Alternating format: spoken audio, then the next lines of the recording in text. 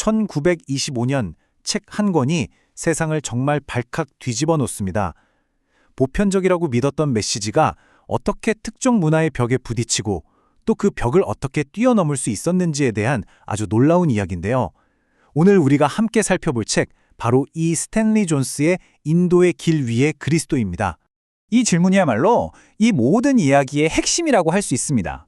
생각해보세요. 메시지 자체는 너무나 완벽하고 아름다운데 그걸 전달하는 사람이나 그 방식 때문에 오히려 사람들이 마음의 문을 닫아버린다면 어떻게 해야 할까요?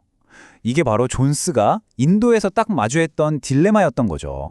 자, 배경은 20세기 초 영국이 인도를 지배하던 시절로 거슬러 올라갑니다.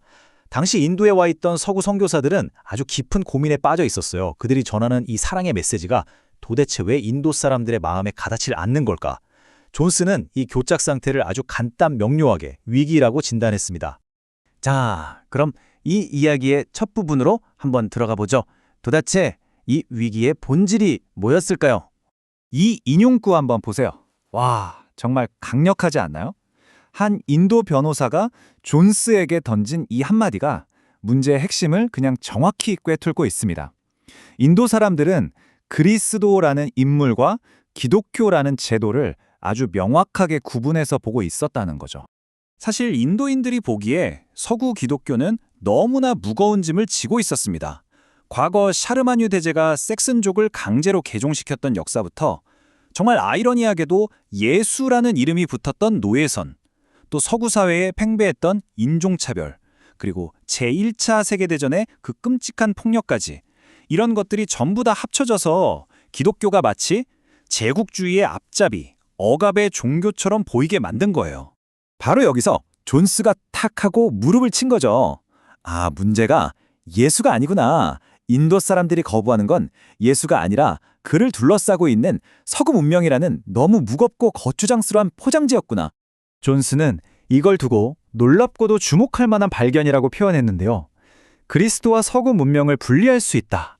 하나를 버리고 다른 하나를 가질 수 있다는 이 깨달음 하나가 인도 전체의 분위기를, 대화의 판 자체를 그냥 확 뒤집어 버린 겁니다. 자, 그럼 존스가 내놓은 해법은 뭐였을까요? 아주 간단했습니다. 바로 인물과 제도를 분리하는 거였죠. 이게 정말 근본적인 생각의 전환인데요. 무엇을 믿느냐의 문제에서 누구를 만나느냐의 문제로 초점을 옮긴 거예요. 딱딱한 교리나 신조, 신학 체계가 아니라 예수라는 살아있는 한 인격, 그리고 그와의 살아있는 관계에 집중하자는 거죠. 존스의 주장은 아주 명확했습니다. 교리나 제도, 이런 건 결국 특정 시대와 문화의 옷을 입을 수밖에 없잖아요. 그러니까 한계가 명확하죠. 하지만 예수라는 인물 자체는 그 모든 걸 뛰어넘어서 모든 사람에게 보편적으로 다가갈 수 있다는 거였습니다. 이 말 진짜 곱씹어 볼 만한데요. 누구, 즉 예수라는 인물이 중심에 딱 서게 되면 그를 따르는 어떻게의 방식, 다시 말해 기독교의 가르침은 저절로 신뢰를 얻고 설득력을 갖게 된다는 뜻이거든요. 이게 바로 그의 새로운 소통 방식의 핵심이었습니다. 자, 그럼 이 새로운 방식이 과연 통했을까요? 이걸 제대로 보여주는 진짜 끝판왕 사례가 있습니다. 바로 마하트마 간디 이야기죠. 이 부분이 정말 흥미롭습니다. 독실한 힌두교 신자였던 간디가 아이러니하게도 인도에서 예수의 가르침을 전하는 가장 강력하고 예상치 못한 통로가 되었다는 거예요. 존스는 이걸 비정규 통로라고 불렀습니다. 자, 한번 상상해 보세요. 기차역에 엄청난 군중이 모여서 막 웅성거리고 정치적인 긴장감이 그야말로 최고조에 달한 그런 상황입니다. 모두가 간디가 무슨 말을 할지 숨죽여 지켜보고 있었죠. 그런데 간디가 뭘 했는지 아세요? 막 정치 구호를 외친 게 아니라 조용히 신약 성경을 꺼내 들더니 산상수훈을 읽어주는 겁니다. 그리고는 딱 한마디 했죠. 이게 바로 제 연설입니다. 이대로 사십시오.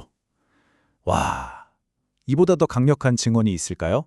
이건 또 다른 증거인데요. 존스는 이렇게 봤어요. 공식적으로는 기독교인이 아니지만 인도의 독립운동가들이 비폭력으로 저항하는 그 모습이야말로 사실 제도권 기독교인들보다 훨씬 더 예수의 정신에 가깝다고요. 정치적으로 보면 실패한 것처럼 보일 수도 있었겠죠. 하지만 존스는 간디의 그 영적인, 도덕적인 영향력을 보고 이렇게까지 극찬한 겁니다. 그러니까 정치적 성공하고 영적인 성공은 완전히 다른 차원의 이야기라는 걸 보여주는 거죠.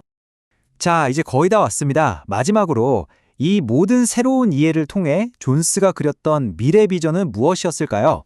이 예언 정말 놀랍지 않나요?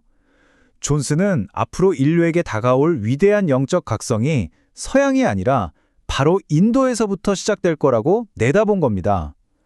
서구의 때를 벗은 진짜 그리스도의 모습이 바로 거기서부터 나올 거라는 거죠. 이게 바로 존스가 꿈꿨던 최종 그림이에요.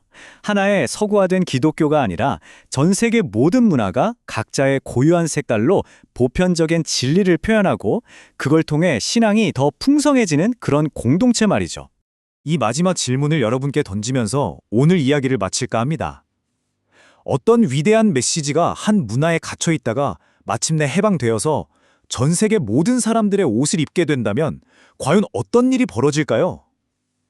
100년도 더 된 이 이야기가 지금 우리에게도 정말 많은 생각을 하게 만드는 것 같습니다.